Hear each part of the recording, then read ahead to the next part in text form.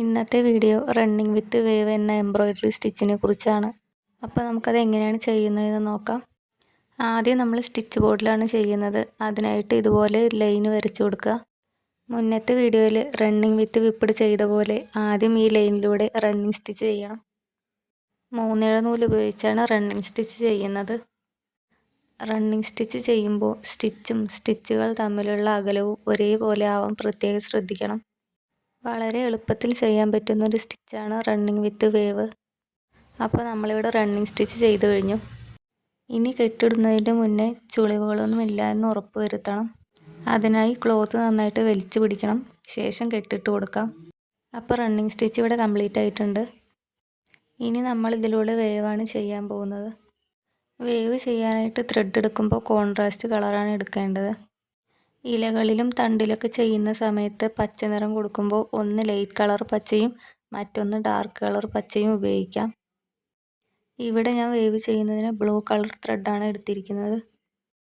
Thread നമ്മൾ 3/7 എടുക്കേണ്ടത്. അതിൻ്റെ ഒരറ്റത്ത് കെട്ടിട്ട് കൊടുക്കാം. ശേഷം നമുക്ക് വേവ് ചെയ്യാൻ തുടങ്ങാം.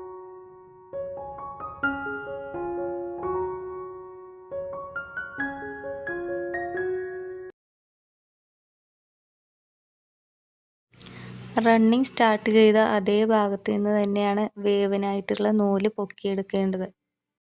ഇനി ആദ്യത്തെ റണ്ണിങ് സ്റ്റിച്ചിലൂടെ മുകളിൽ നിന്ന് താഴേക്കാണ് സൂചി നൂല് എടുക്കേണ്ടത്. ശേഷം നമ്മൾ അടുത്ത റണ്ണിങ് സ്റ്റിച്ചിൻ്റെ താഴെ നിന്നും മുകളിലേക്കാണ് കൊണ്ടുപോകേണ്ടത്. ഇങ്ങനെ മുകളിൽ നിന്നും താഴേക്കും താഴെ നിന്നും മുകളിലേക്കും ഓരോ റണ്ണിങ് സ്റ്റിച്ചിൻ്റെ ഇടയിലൂടെയും നൂല് കൊണ്ടുപോവുക. ഇതുപോലെ മുഴുവനായും ചെയ്തു കൊടുക്കുക.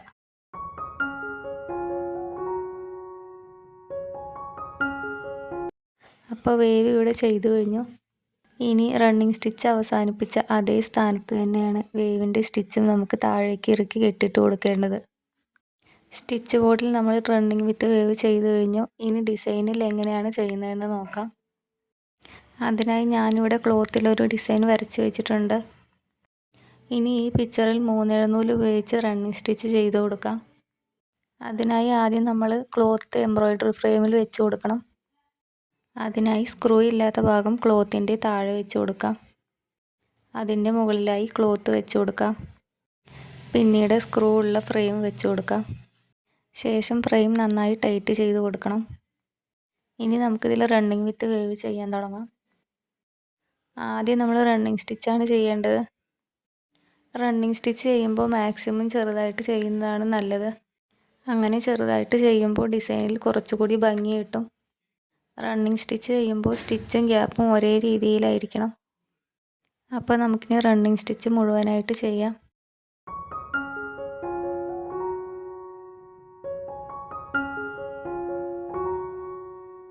അപ്പോൾ നമ്മളിവിടെ റണ്ണിങ് സ്റ്റിച്ച് ചെയ്ത് കഴിഞ്ഞു. ഇനി നമുക്ക് വേവ് ചെയ്യാം. അതിനായിട്ട് വേറൊരു ത്രെഡ് എടുക്കാം. 3/7 നൂലാണ് ഉപയോഗിക്കേണ്ടത്. ശേഷം നമുക്ക് ഒരു ഭാഗത്ത് കെട്ടിട്ട് കൊടുക്കാം. സ്റ്റിച്ച് ബോർഡിൽ ചെയ്തതുപോലെ റണ്ണിങ് സ്റ്റിച്ച് എവിടെ നിന്നാണോ ചെയ്തത് അവിടെ തന്നെയാണ് വേവിനുള്ള സ്റ്റിച്ചും സ്റ്റാർട്ട് ചെയ്യേണ്ടത്. മുകളിൽ നിന്നും താഴേക്കും താഴെ നിന്നും മുകളിലേക്കും റണ്ണിങ്ങിൻ്റെ ഓരോ സ്റ്റിച്ചിൻ്റെ ഇടയിലൂടെയും ആയി ചെയ്ത് കൊടുക്കാം. ഇനി ഇതുപോലെ ഒരറ്റത്ത് എത്തുമ്പോൾ നമ്മൾ സൂചി താഴേക്ക് ഇറക്കി കെട്ടിട്ട് കൊടുക്കണം.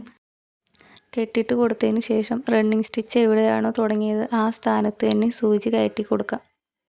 ഇതുപോലെ ഓരോ അറ്റത്ത് എത്തുമ്പോഴും സൂചി താഴേക്ക് ഇറക്കി കെട്ടിട്ട് കൊടുക്കേണ്ടതാണ്. പിന്നീട് വീണ്ടും സ്റ്റാർട്ട് ചെയ്യാം. ഇനി ഈ ഡിസൈനിൽ വേവ് മുഴുവനായും ചെയ്തു കൊടുക്കാം.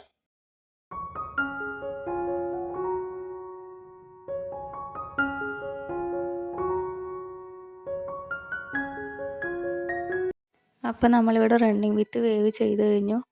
ഇനി നമുക്ക് സൂചി താഴേക്ക് ഇറക്കി കെട്ടിട്ട് കൊടുക്കാം. വളരെ എളുപ്പത്തിൽ ചെയ്യാൻ പറ്റുന്ന ഒരു സ്റ്റിച്ചാണിത്. കുട്ടികളിലേക്ക് ഉടുപ്പിൽ ചെയ്ത് കൊടുത്താൽ നല്ല ഭംഗിയുണ്ടായിരിക്കും.